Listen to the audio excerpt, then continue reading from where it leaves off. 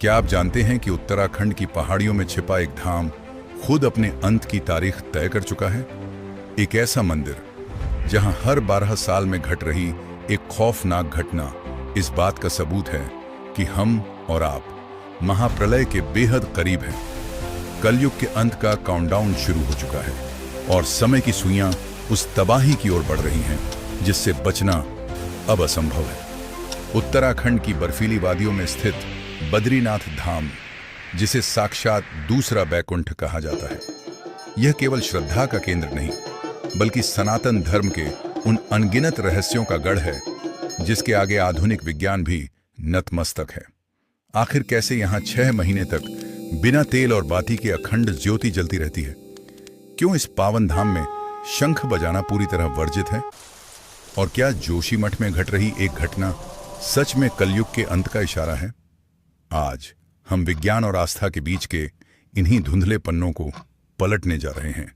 तैयार हो जाइए देवभूमि के इस अलौकिक सफर पर चलने के लिए।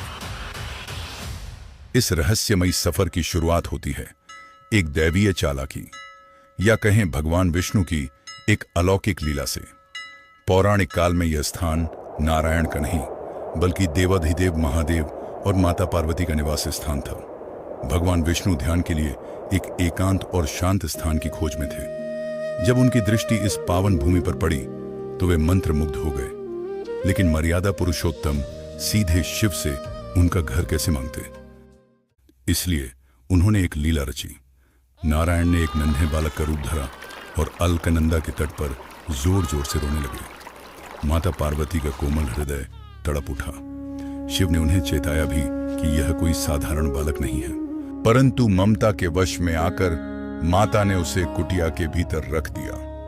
और तभी बालक रूपी विष्णु ने अंदर से द्वार बंद कर ली। जब शिव पार्वती वापस लौटे तो नारायण ने अंदर से कहा, महादेव महादेव, अब यह स्थान मुझे अत्यंत प्रिय है। कृपया आप केदारखंड की ओर प्रस्थान करें। महादेव मुस्कुराए, क्योंकि वे जानते थे कि कलयुग में भक्तों के कल्याण के लिए नारायण का यहां ठहरना जरूरी है। और इस तरह यह स्थान बन गया बद्रीनाथ धाम। लेकिन कहानी सिर्फ स्थापना की नहीं है। इस धाम की सुरक्षा का इतिहास भी रोंगटे खड़े कर देने वाला है।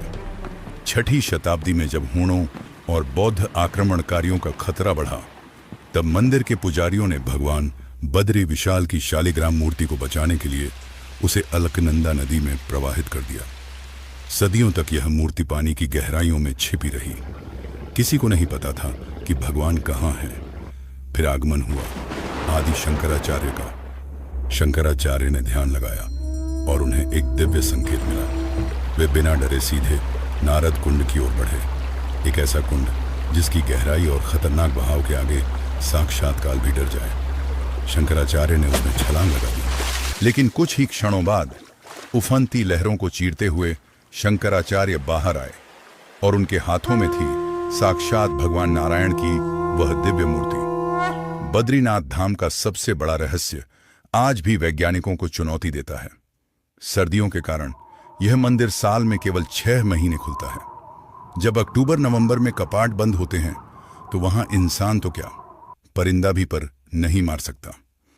लेकिन जब 6 महीने बाद अक्षय तृतीया पर मंदिर के कपाट दोबारा खोले जाते हैं तो गर्भगृह का नजारा देखकर आंखें फटी की फटी रह जाती हैं।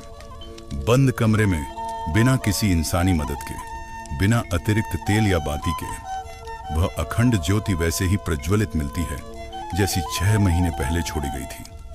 शास्त्र कहते हैं कि इन 6 महीनों में जब इंसान मंदिर छोड़ देते हैं तब स्वयं देवता आकर भगवान नारायण की पूजा करते हैं। क्या यह अखंड ज्योति उसी दैवीय उपस्थिति का प्रमाण है? अब आते हैं उस सबसे भयानक और रहस्यमयी सवाल पर। क्या बद्रीनाथ धाम सच में लुप्त होने वाला है? बद्रीनाथ से कुछ दूरी पर जोशीमठ में भगवान नरसिंह का एक प्राचीन मंदिर है। पुराणों में एक बेहद डरावनी भविष्यवाणी की गई है। इस मंदिर में स्थापित भगवान नरसिंह की मूर्ति की एक कलाई हर साल पतली होती जा रही है। सनातन ग्रंथों के अनुसार जिस दिन भगवान नरसिंह की यह कलाई पूरी तरह टूटकर गिर जाएगी, उस दिन नर और नारायण नाम के 2 पहाड़ आपस में मिल जाएंगे और बद्रीनाथ धाम का रास्ता हमेशा के लिए बंद हो जाएगा। इसके बाद भगवान बद्रीनाथ इस स्थान से अंतर्ध्यान हो जाएंगे और भविष्य में उनके दर्शन भविष्य बद्री नामक नए धाम में होंगे। हाल के वर्षों में जोशीमठ में आई जमीनी दरारें और भौगोलिक बदलाव क्या इसी कलयुगी भविष्यवाणी की शुरुआत है? यह सोचना भी रोंगटे खड़े कर देता है।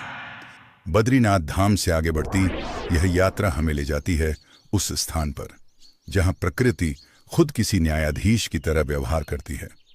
वसुधारा झरना करीब 400 फीट की ऊंचाई से गिरता यह जलप्रपात महाभारत काल का साक्षी है। मान्यता है कि युद्ध समाप्त होने के बाद जब पांडव स्वर्ग की यात्रा पर निकले थे तब वे इसी मार्ग से गुजरे थे और यहीं पर सहदेव ने अपने प्राण त्यागे थे। इस झरने का रहस्य ऐसा है कि यदि कोई पापी व्यक्ति इसके नीचे जाता है तो इसकी धाराएं रास्ता बदल लेती हैं, यहां तक कि पानी उल्टा बहना शुरू कर देता है।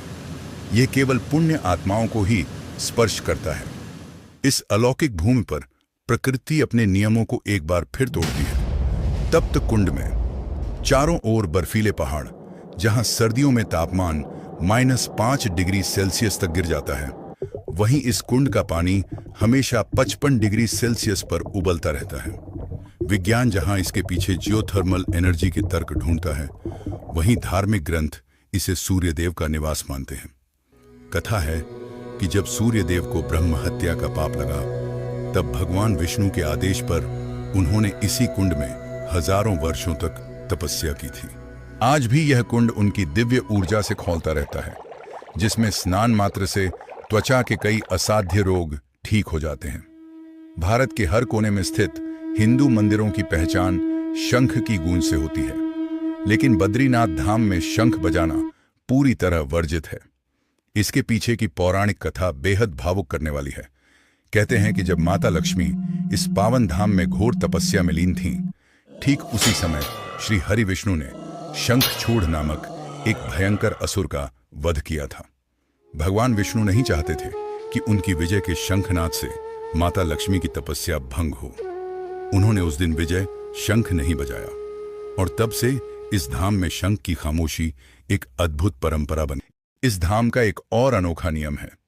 उत्तर भारत के सर्वोच्च मंदिर के मुख्य पुजारी हमेशा दक्षिण भारत यानी केरल के नंबूद्रिपाद ब्राह्मण ही होते हैं। आदि शंकराचार्य ने देश को एक सूत्र में पिरोने के लिए यह सांस्कृतिक नियम बनाया था। लेकिन सबसे हैरान करने वाली बात यह है कि इन मुख्य पुजारी रावल को साल में 2 बार पूरी तरह स्त्री का वेश धारण करना पड़ता है। दरअसल जब सर्दियों में कपाट बंद होते हैं तो माता लक्ष्मी की मूर्ति को गर्भगृह में नारायण के पास लाया जाता है और जब कपाट खुलते हैं तो उन्हें वापस बाहर लाया जाता है। शास्त्रानुसार कोई भी पुरुष माता लक्ष्मी को सीधे स्पर्श नहीं कर सकता, इसलिए रावल स्वयं माता पार्वती या लक्ष्मी की सखी का रूप धारण कर इस पावन रीत को निभाते हैं।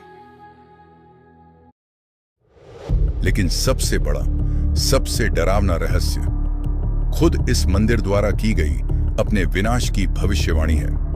कहा जाता है कि मंदिर के भीतर स्थापित भगवान की मूर्ति कोई निर्जीव पत्थर नहीं, बल्कि एक जीवित चेतना है। साल 1934 में पुजारियों ने पहली बार गौर किया कि मूर्ति का दाहिना हाथ 1 इंच टूट गया है और तब से हर 12 साल में यह हाथ ठीक 1 इंच छोटा होता जा रहा है। साल 2024 तक यह हाथ पूरे 4 इंच टूट चुका है। हैरानी की बात तो यह है कि जब भी यह हिस्सा टूटता है उसमें से एक स्वर्णिम रेत निकलती है। वैज्ञानिकों ने जब इसका विश्लेषण किया तो वे दंग रह गए।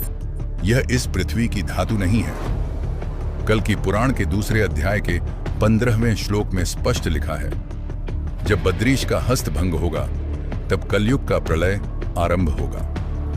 ज्योतिषियों और पंडितों का मानना है कि जिस दिन यह हाथ कलाई से पूरी तरह टूटकर गिर जाएगा, उसी क्षण भगवान का कल के अवतार होगा। और इस दावे को बल देती हैं वो रहस्यमयी घटनाएं जो हर बार हाथ टूटने पर घटी। 1999 में जब हाथ का हिस्सा टूटा, उसी समय पाकिस्तान में भयानक भूकंप आया। 2011 में हाथ टूटने के महज 48 घंटे बाद जापान में विनाशकारी सुनामी आई। और हाल ही में जब 2023 के अंत में एक टुकड़ा गिरा तो उत्तराखंड ने बादलों के फटने का भयंकर तांडव देखा। क्या यह केवल संयोग है या फिर महाप्रलय की उल्टी गिनती? रहस्यों का यह सिलसिला भगवान के अनोखे प्रसाद तक भी जाता है। यहां मिलने वाला तुलसी का प्रसाद महीनों रखने के बाद भी न तो खराब होता है और न ही इसकी सुगंध कम होती है। विज्ञान कहता है कि यह तुलसी के एंटीबैक्टीरियल गुणों के कारण है, लेकिन भक्त इसे नारायण का साक्षात आशीर्वाद मानते हैं। तप्त कुंड का उबलता पानी, शंख की खामोशी और मूर्ति का टूटता हुआ हाथ, ये सब साबित करते हैं कि बद्रीनाथ कोई साधारण तीर्थ नहीं, बल्कि मृत्युलोक और साक्षात बैकुंठ के बीच का एक जीवित पुल है। अगर आपको यह वीडियो पसंद आई हो तो इसे लाइक करें और हमारे चैनल को सब्सक्राइब करना ना भूलें। देवभूमि के इस रहस्य के बाद हमारी अगली यात्रा होने वाली है भारत के उस पहले ज्योतिर्लिंग की, जिसे इतिहास में 1 या 2 बार नहीं बल्कि पूरे 17 बार मलबे में तब्दील किया गया। लेकिन हर विनाश के बाद वो मंदिर राख से उठकर फिर खड़ा हो गया। एक ऐसा धाम जिसके प्रांगण में खड़ा एक रहस्यमय स्तंभ एक ऐसा भौगोलिक सच बताता है जिसे जानने के बाद आधुनिक विज्ञान के भी होश उड़ गए हैं। आखिर क्या है सोमनाथ मंदिर का वो अदृश्य रहस्य? जानने के लिए जुड़े रहिए हमारे साथ। मिलते हैं अगली रहस्यमयी यात्रा में। जय बद्री विशाल।